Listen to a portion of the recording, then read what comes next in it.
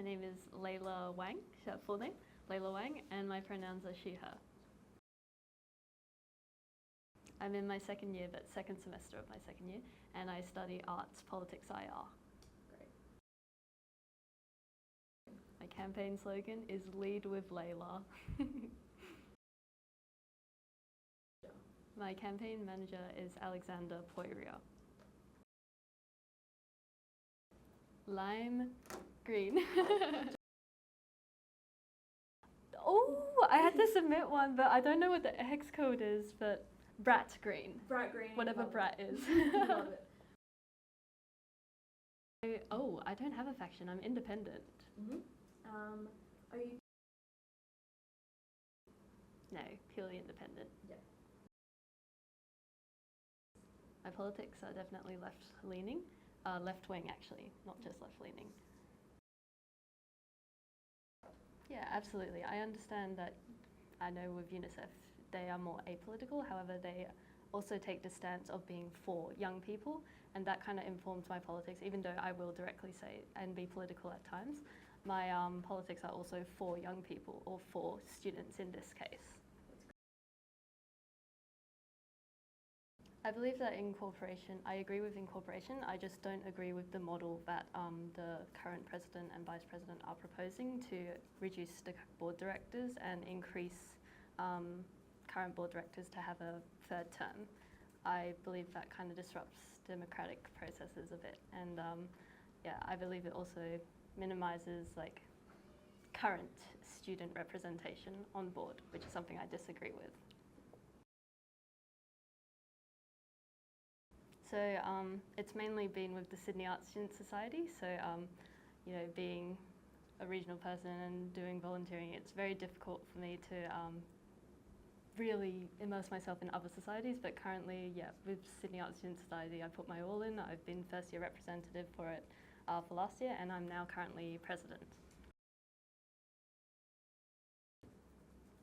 No, oh, unless you're counting like university rather than USU, I am a student partner for the discipline of international relations, but I'm also a volunteer for USU V team.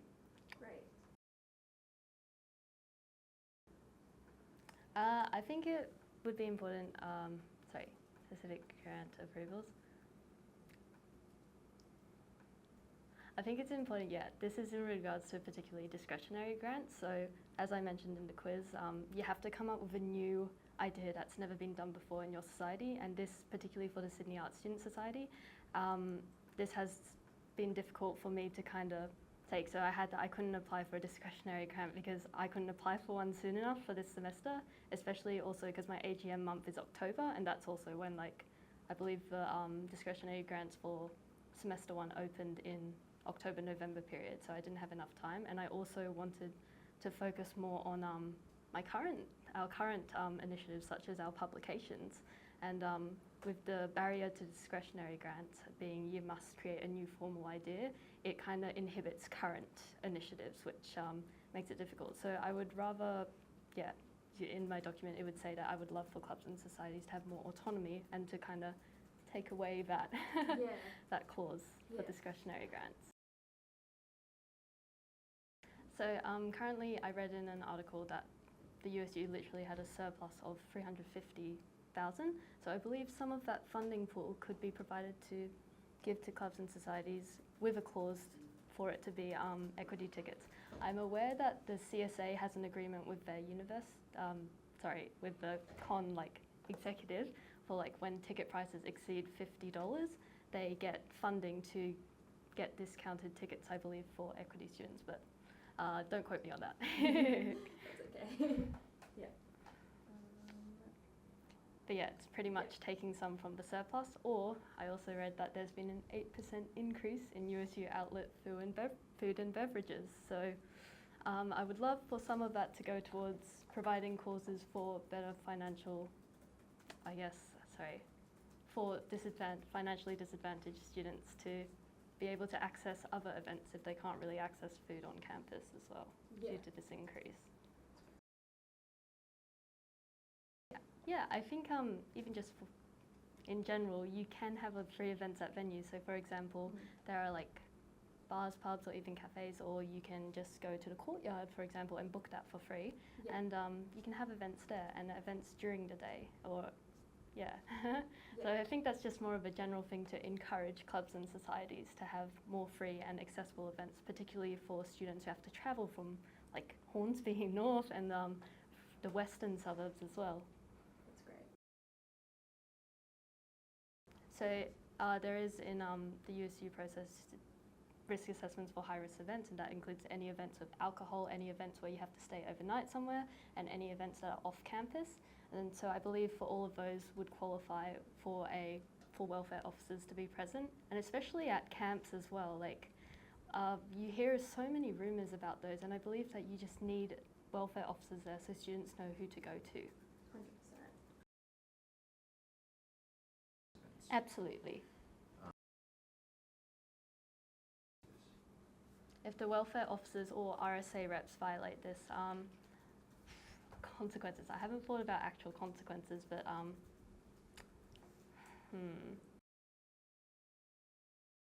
maybe take away funding, allocated funding, I guess. I know that sounds like an extreme, but you got to prioritise the safety of students at high-risk events, or maybe restrictions on running events maybe restrictions on running high-risk events for a certain period of time, something like that. Yep, so they must have formal training of mental health first aid and or accidental counsellor to qualify for welfare, I believe. Yeah, that's my standpoint at the moment. I'm not sure if I wrote it on the doc, but yeah, formal training would be great. Like I'd say for now, maybe 2. just 2? Yeah. Yeah, I guess it depends on how many there are. At the moment, since this is like just something I've like come up with, thinking on my 2 feet, I'd say 2. Like that's pretty much what SAS has done for our camps. We've had 2 welfare officers at camps and such, so maybe that would be good. Yeah, fair enough. Yeah.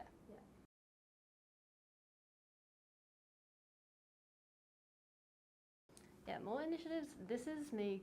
That point was more me thinking of the USU board directors and the USU as a whole as an advocacy body.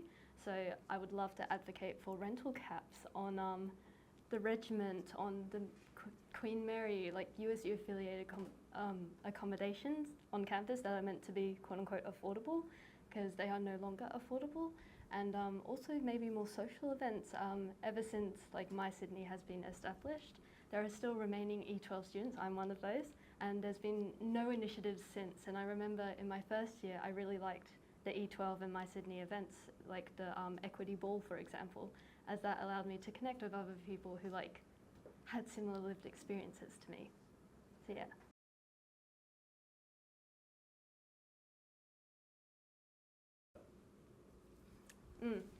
More consultations with our autonomous collectives for sure. You've got board directors and you've got specific portfolios such as women's, ethnocultural, etc., etc. And I think there needs to be more consultations to maintain, for example, our safe spaces. Because when I reached out to individuals who were in collectives such as like ACAR, I was told that they had like no tissues and no like dispensers, paper towels in those safe spaces, and there was a lack of like menstrual products in the women's room.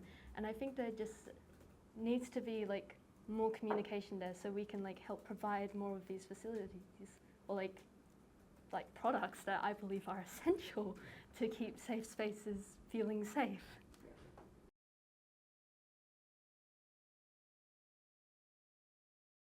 Yeah, marketing for sure. Yeah, just marketing. Marketing for sure, absolutely. I believe that, a lot of our clubs and societies, as alcohol is a selling point, we kind of only focus on alcohol, but I think it would be great to also say, plus this is available, or like, soda, soft drinks, juices are also available at XYZ venue, depending on where they are.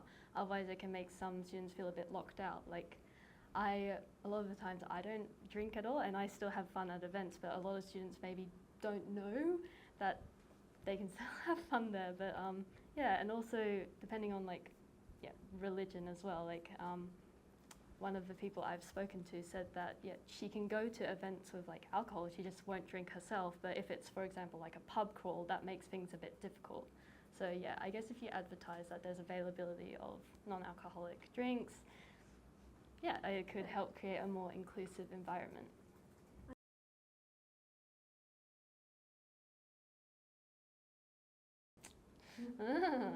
Yes, well, I actually believe that the USU should take open political stances on a variety of issues, particularly on climate change. And I also believe, that we should like support certain causes. I was very impressed and very happy to see the USU endorse the Fair Fairs campaign. And I would like to see more of that. And I think I'd like to really commend Naz Sharifi. I thought she was great with supporting certain causes and certain initiatives and condemning certain things as well. And yeah, I did also think that the USU needs to be quicker to respond to certain issues. I was disappointed to see the delay in response to the Rep Select incident.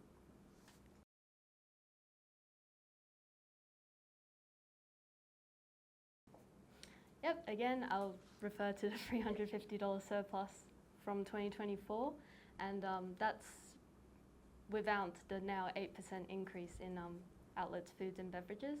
You also had the, what was it, $1.58 million surplus in 2023, I believe, and I'm yet to see the annual report for 2024, but from that I would love to like maybe allocate a certain percentage, to cheaper food on campus, and also bring back the $6 pizzas from Courtyard. Yeah.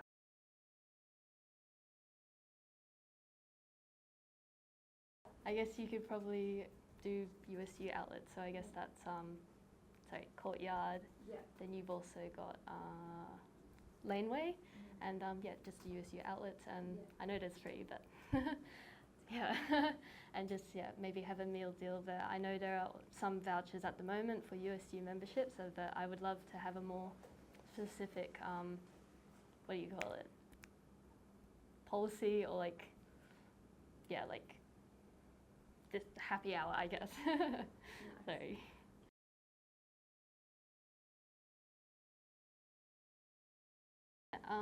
Of course, there's going to be criticisms. I also criticise the over-reliance on student volunteers. However, that's why I also have a policy regarding reforming the V-team process and point allocations. I'd love to introduce I was thinking for an evening period, maybe 2 hours, 4 to 6 p.m.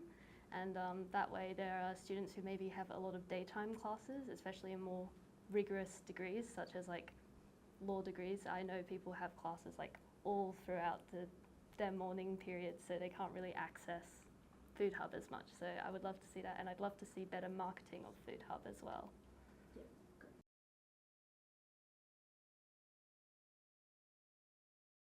So introducing a donation process where students and staff, anyone can donate to Food Hub, for example. So when I lived at the regiment, we had a similar thing to Food Hub called the pantry. But whilst that was provided like by donations from external sources, students could also donate to that. And that really allowed us to be able to get more variety of products there. I think I also put that to get more sponsors. Yeah. And I would love to do that too. I know it's a bit difficult, but I know that Coles has like an application process where like community Coles can donate to certain initiatives. So I'd love to reach out to those groceries. I know I'm not a fan of the supermarket duopoly, but free food. Free food, real.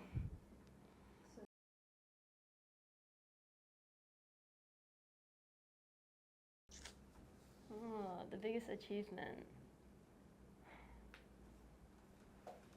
Might need to think on this one a bit.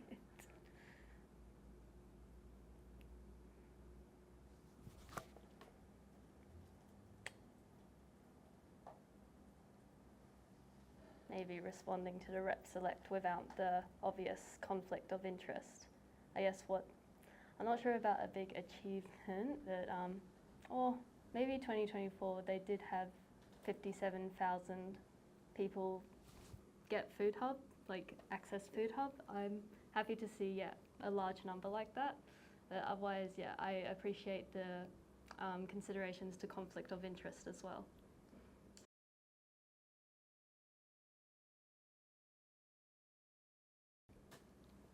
Oh, which UN you said? It's probably Food Hub. Yeah. And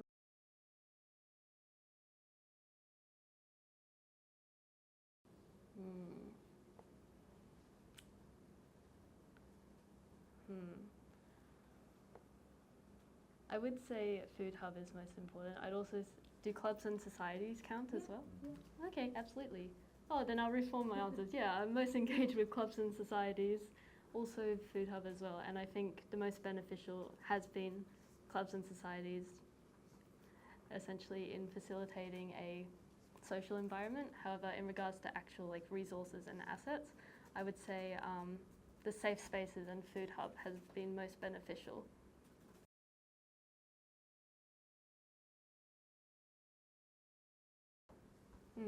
I guess particularly with the recent incorporation attempt, lack of transparency from the USU board and decision-making processes, but also I guess the price increase of outlets.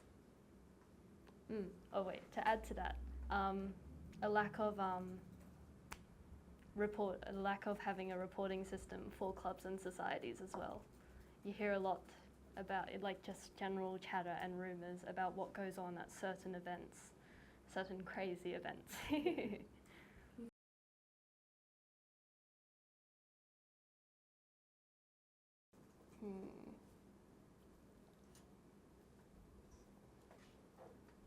I think the greatest weakness is also not having much of, like not having the events officers for particular autonomous collectives. I know that this was, I believe, prior to even when I came to uni. I just heard about it from other students who I spoke to, that there used to be a designated roles that would liaise between the student board portfolio holders and autonomous collectives. However, since those roles were removed, it's created a less active consultation process and less direct consultation process. So I think my biggest criticism would be the lack of direct consultations with the student community and autonomous communities. So how would you?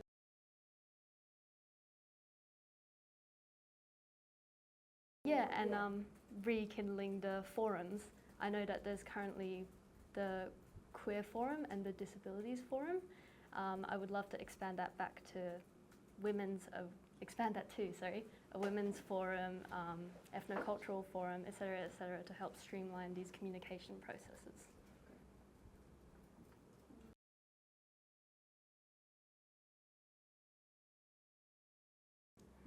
Okay, I guess I would say that this process could be like a starting point for these processes, and maybe this could also link to safer communities, and then once safer communities caseworkers could maybe take over, then they could distinguish where to go from there.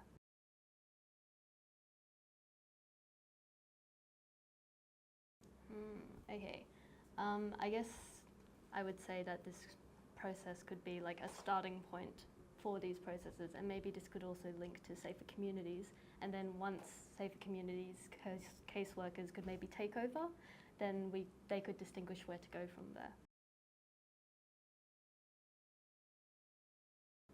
Good question.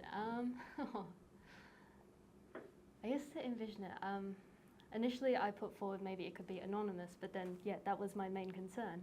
However, I also understand that victims may also want to remain anonymous. I think, I'm unsure at the moment of whether I'd want it to go directly to the USU or directly to clubs and society executives at the moment. However, yeah, oh my gosh. I guess I haven't as fully fledged thought about it as I thought I did, but yeah, no, good question. Maybe, it would be good to report an incident. Naming and shaming can be difficult, but I guess promoting an investigation through this sort of process would be where I'd like to see it go. Or even when receiving reports, maybe redirecting to certain services like well-being or safer communities. Yeah.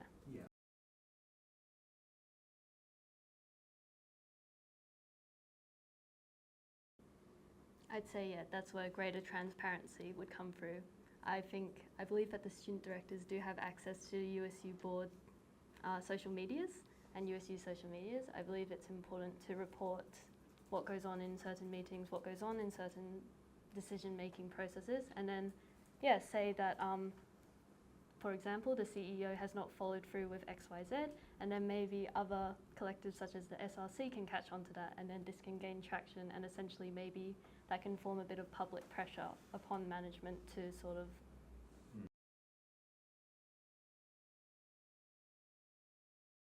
I think, yeah, a major discussion with the student directors of the board would be essential, and then we can discuss where to go from there. And if the board kind of unanimously decides we should do something to the payment or salary of the CEO, maybe we should put that into motion.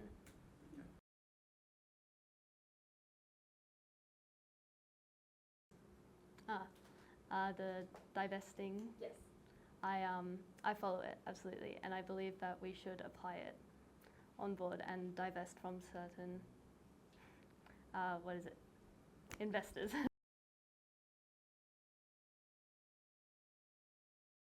Oh, I admit I haven't looked into the partners much. From reading through articles, I know that in regards to sustainability, there was an aim to fully divest from unethical sources. However, I'm not certain about BDS investors in that portfolio.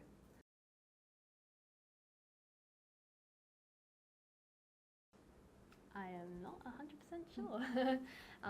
I guess lack of marketing for sure, and maybe a desire for the kind of ambiguity surrounding it to maybe propel individuals to not scan their QR code, barcode, and hence pay full price for food and beverages.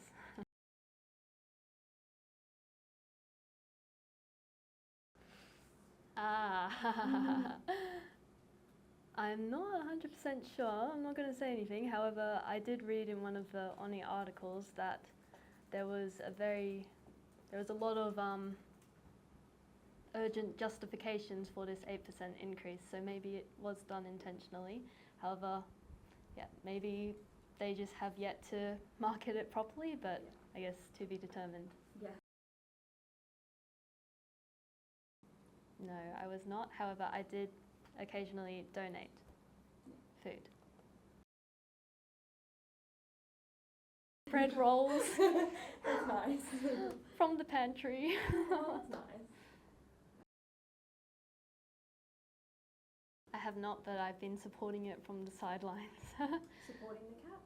Oh no, sorry. Oh my gosh, supporting the abolishment of the cap. Okay. I believe it does infringe on the students' right to protest. You know, historically, even during the war periods, university students have always been allowed the right to protest, and I believe it should remain a right, absolutely, especially with all the world events at the moment. I believe, yeah, I understand that there was a reform to the campus access policy, but I believe it should be totally abolished. I disagree with it. I am very disappointed to see the coalition's desire to cap their international students by 25%, and I'm even more disappointed to see their little loophole where they've introduced tier lists. So there's priority tiers, and then once all those tiers have been, so all those applications have been approved and stuff, then the the standard tier, all those applications are kind of they're not really looked over, and that leaves a lot of international students in this ambiguous state, and I'm really disappointed in that. Yeah, I'm very disappointed. Absolutely. I believe they should take an open political stance on it and condemn the coalition's desire for student caps and their current little loophole.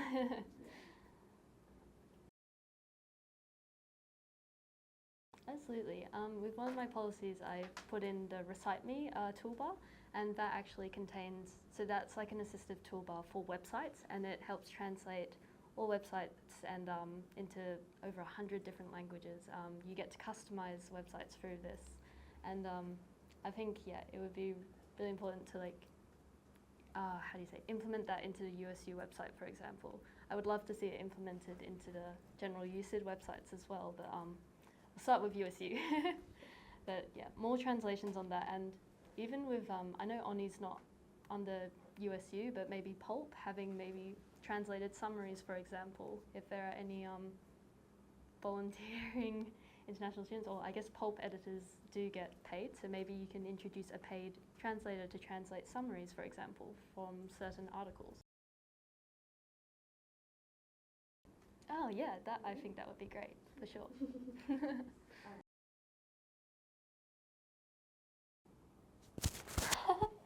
Oh, what kind of frog would I be? Maybe I'd be just a green frog. Bright green? Lime green. Lime green?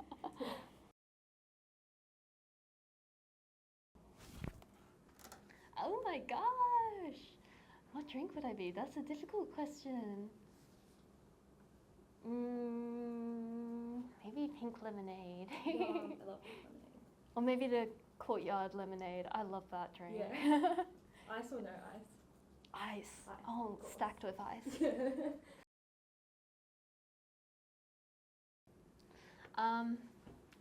My campaign manager is dealing with all of that, but I did put forward that I'm very interested to work with a few of the left-wing students as well.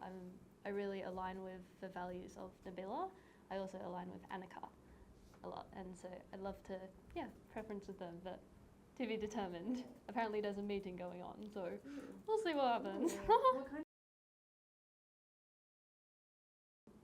Campaign manager meeting? Yeah. I don't know, I just got told and I was like, okay.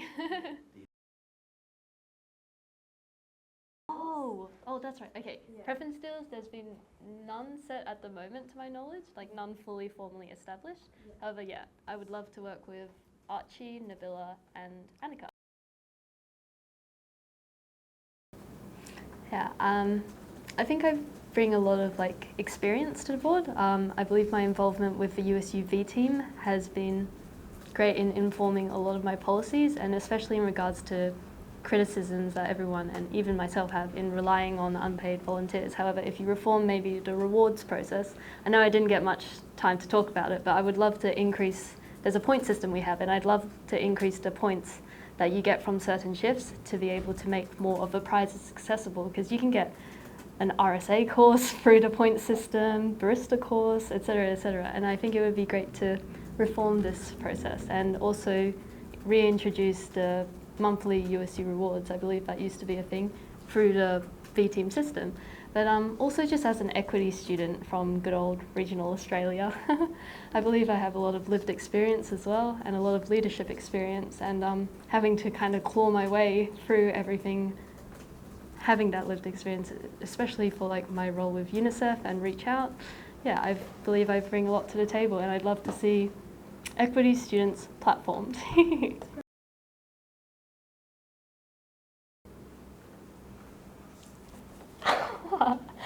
One sentence.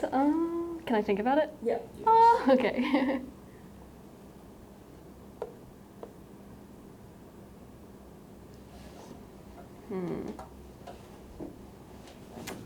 One sentence. You should vote for me because I have experience at the USU being the president of a faculty society. I have experience in activism through UNICEF Australia, being the young ambassador for New South Wales, and for Reach Out Australia, being a youth advocate and having to lobby the government several times and certain ministers. So I believe I bring a wealth of experience, and you should vote for me.